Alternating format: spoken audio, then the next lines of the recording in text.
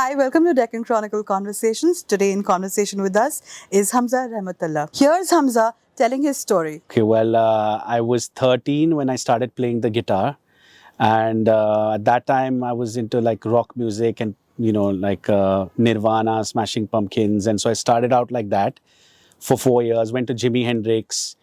And when I was 17, I went to the States. I studied economics in Boston at Tufts University. And then at that point, when I thought I would join a rock band when I go there, but like everyone was playing funk music. So I got inspired and influenced by that. And then from rock, I went to funk, listening to James Brown, the Meters. And from funk, then I discovered house music. And I finished my economics degree. But before I finished it, my roommate in my second year had this beat box. It was called the Groove Box. And I was, just used to play the guitar. But now I found a machine where I could program beats and I could play chords and bass lines. So suddenly it was a really exciting moment for me because I realized that, hey, like instead of playing one instrument, now I can do everything on my own. So I thought that maybe I can become a music producer one day, So that is how like I decided then that I want to get into music full time. So, but I was still a little hesitant. So then I went and did a music master's at New York University, where I studied about the music business and also worked in a studio. Also started my first DJ residency in New York, where I would play vinyl every Friday for 6 hours for like a period of 8 months. And I jammed with a percussionist, a Latin percussionist, an African percussionist. So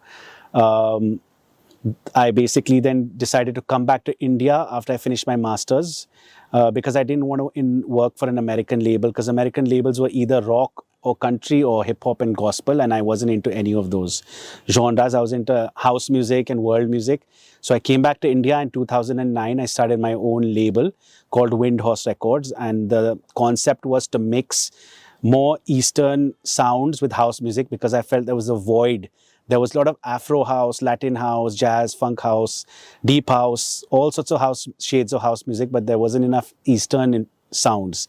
And that was the concept. So 2009 till now, we've been experimenting, building our studio. You can see behind me, Windows Record Studios. This took us like a long time to build in Hyderabad. And this is where we record musicians. This is where we do our mix downs, masterings. And I work out of Delhi, out of my garage, but I do my recordings and mix downs here. So this is a space where I invite musicians to interact. And because I was on this journey to mix Indian sounds with house music, I worked for many years with the Rajasthan folk stars. And we performed together for over 10 years. And we just released our album last year called Origins. And when I released that album, it became #1 on the organic house charts on Beatport, which is the main platform for electronic music. So we were very happy to see that kind of feedback. But at the same time, we realized that, hey, if we can do Rajasthani music, folk music, then what about the other parts in India? Because India has such a rich musical heritage. And so I then suddenly wanted to explore other parts of India where there's amazing, folk or classical music. And, so Northeast has been an area where I want to explore maybe some Punjabi, Sufi stuff. And these Siddhi tribes in Karnataka, I saw some incredible videos of African people that moved to the south and became like Indian and have all this folklore. And Carnatic music is like, I just love it. Like the mridangam, kanjira, mochang, the way they sing the violin, like this is something that I really want to explore. And Mihai, the single that we've just done, is just like an appetizer for me in the main meal where I've just touched upon it. And this is the first track I did with Dr. Shrikant.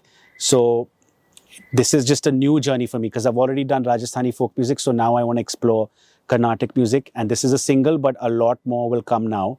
And this is just a start. And I'm just grateful that it came out well and it's releasing now. So we're excited to see already great feedback from big DJs has come. And yeah, just looking forward to pushing this more and getting it played more in more clubs globally. So, after spending a decade building Origins, how did that experience influence your approach to fusing the mridangam or the Carnatic percussion instruments and house music in Mihai? So I worked a lot with Rajasthan folk instruments for 10 years, and that kind of opened me up into appreciating folk instruments in general. And because I did an album of 10 tracks with Origins, I had to use many different instruments in the 10 songs, and I had to like create like a variety to showcase different instruments. And that kind of made me realize that if there's so many different instruments just in Rajasthani folk music, then what about all the different Indian states? Because India has such a rich musical heritage. So that got me, I had a conversation after Origins with the label owner who released Origins. His name is Sabo. He's like a world famous producer. And I had a conversation after him, and I said, listen, now that I've done this, what do you think I should do post this album, And he said, look, for you, it's interesting because you're based in a country which has so much amazing music. You should probably explore other parts of India where there are other forms of folk music, which still need to be brought out into the forefront. So I kind of in my radar started thinking, okay, where can I go? So there are a few hotspots in India which my eyes are on right now. One is the Northeast, one is the whole Punjabi Sufi thing, and then one is like the Siddhi tribes in Karnataka, and the fourth is Karnataka music. And Karnataka music, like I've been hearing it over the years, at least the instruments, and Mridangam is one of my favorite instruments. Unfortunately, I don't know about the other instruments. I know there's Kanjira, I know there's a Morchang also, but Dr. Shrikant, who is the amazing musician that I collaborated with on Mihai, who played the Mridangam and also did the vocal konakal, like improvisation, like basically like through him, I'm going to be discovering all of these Carnatic different instruments. But to start with Mihai, we just focused on the Mridangam, and that was like an entry point. So to backtrack, when I finished Origins, I thought that because I'm in Hyderabad and I have a studio in Hyderabad, I have access to like the South Indian stuff, and because Karnataka is so close by, like I basically decided to like focus more on Carnatic music because of the proximity that where I am located, and like it's something that's anyway on my radar. And so we did this one track, but this is just the beginning. I mean, we want to do a lot more. And this is just the teaser, basically. So, wow, okay. So Mihai blends conical with house music, and you've called it a warm embrace. How did that emotional idea guide the track's structure and sound? So I was making this track before the Mridangam recording, but what I did is that I found while making the track, usually like we take like from royalty-free sample libraries, we take small samples and we add them to our tracks. So I added a little Mridangam little loop, and it was a very tiny loop, and it really brought the track to life, and it made me like, then I realized that, wow, I think if this small sample is making this track so interesting, imagine what it would be like. Imagine what it would be like if I recorded like an actual Mridangam player playing like on top of this track. So then I invited Dr. Shrikant, and actually I was hesitant because I was not in Bangalore. So I said, okay, where am I going to find somebody who can play Carnatic music? But luckily, Karunakar, who's our sound engineer, he knew that Dr. Shrikant was there, and he's an incredible Mridangam player. So he invited him, and then Dr. Shrikant just went crazy on the track, and he did such an amazing job, a brilliant performance. And then we edited it to fit the track perfectly, where we don't overdo it, but we don't underdo it as well. And basically, it brought the track to life because it's like a very sweet tone to it, where it's like, even though it gets quite intense and rhythmically it's in your face, but it has a certain sweetness to it as well, And like, it just brought the track to life in a way that I never imagined it would. That's why I said it's a warm embrace. Like, it's something warm, but energetic at the same time, that's just hugging your track and just giving it that extra life that we didn't have as part of our imagination. We never thought it was going to go like that. But we're very grateful that it came out the way it did, because like, I feel it's a good representation to what we were trying to do, which is fuse house music with Carnatic music, And obviously music is subjective. Some people may like it, some people may not. But for a music producer, it's always like, our goal is just to like make sure that our vision is executed and we reach a final result of something. So the fact that we were able to reach that final result and fuse those that's what just makes me happy. Whether people like it or not, that's a subjective thing. But at least because we're the first people to do this kind of thing. Like, it hasn't been done before. There's only one other producer by the name of Unayana, who's also from Hyderabad but lives in Bangalore. He's the only one that's done this kind of fusion. But besides him, there's nobody really that's done it. So this is a new territory where we don't really have any references, and we can't really follow other people because nobody's done this kind of fusion. So there's a level of anxiety in the beginning because you don't know where you're going. But that's why I'm happy, because at least we were able to execute it, And like I said, this is the beginning. So there's a lot more to come. Well, we're looking forward to that. So, Conical is traditionally classical. How did you and Dr. Shrikant decide to reframe it to the dance floor, and what clicked creatively?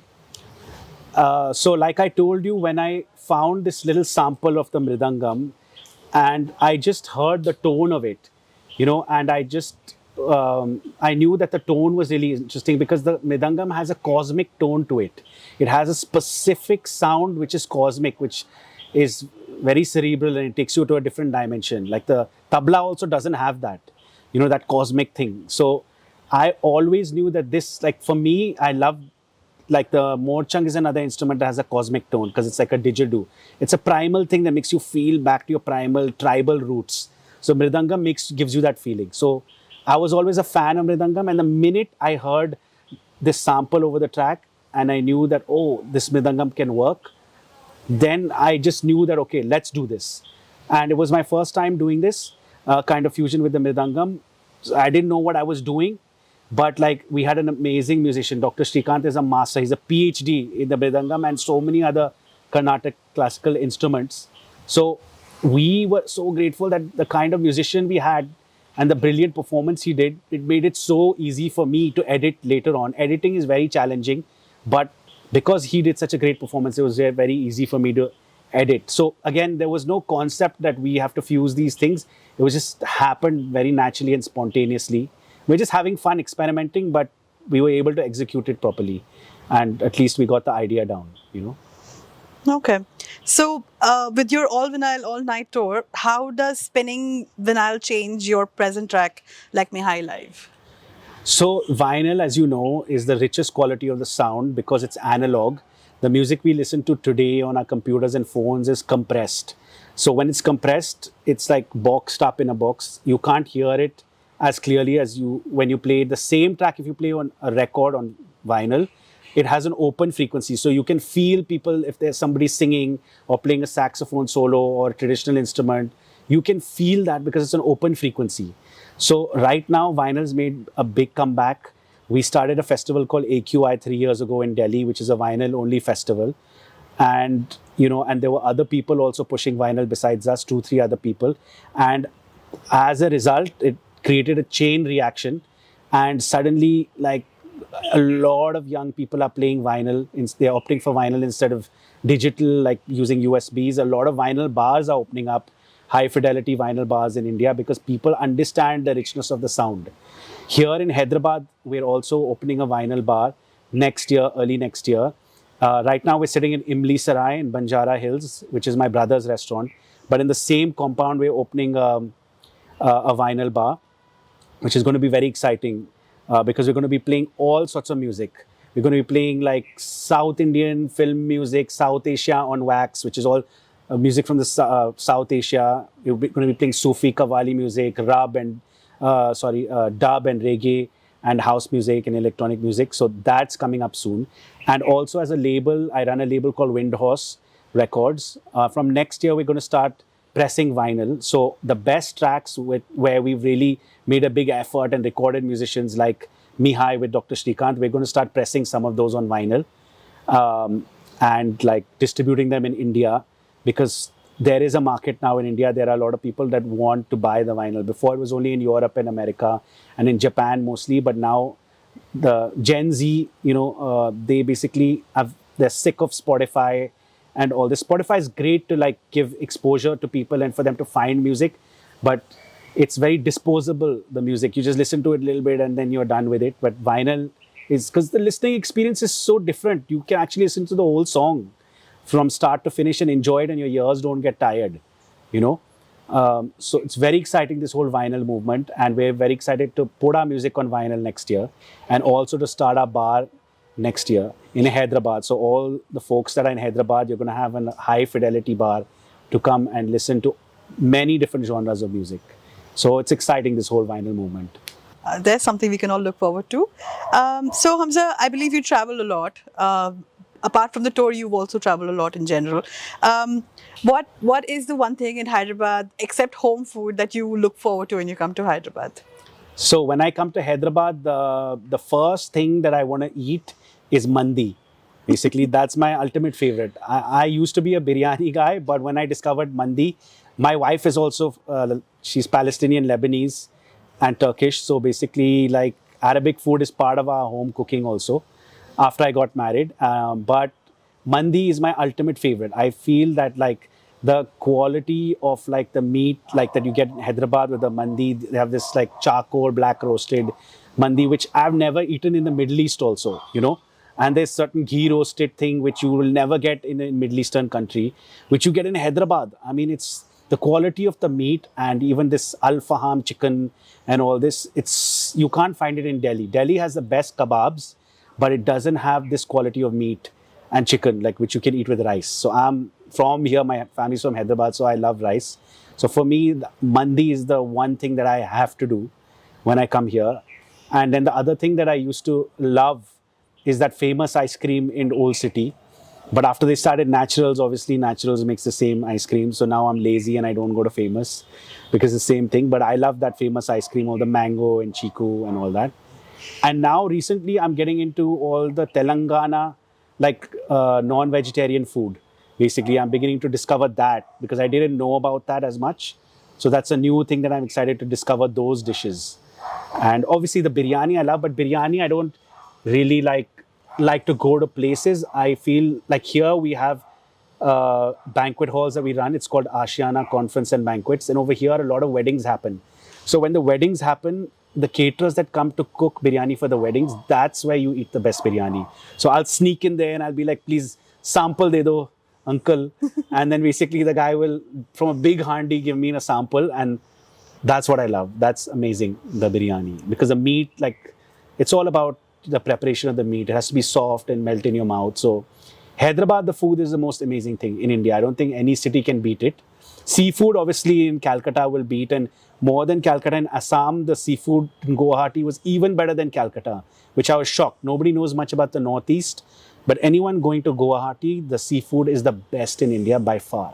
They beat all the Bengalis also. But besides seafood, Hyderabad, the food is by far the best in the country. Maybe your grills are better in Delhi, like chicken tikka and like your kakori kebab and your mutton barras. These 3-4 things, you know, are really good in Delhi. But besides that, all the other stuff, Hyderabad is number one. You know, so. Oh, it's good to know. He's also a musician and a foodie. Always a good combination. Of course. Well, thank you, Hamza, talking to us today. Thank you so much. We've had so much fun. Thank you for having us in this beautiful location and giving us your time and introducing us to your beautiful music. Thank you so much. Thank you. Khana, gana or muskarana. That's all. There you have it. Khana, gana or muskarana. Thank you so much. That's all we have the time for today. Thank you for joining Deccan Chronicle Conversations. We'll see you soon.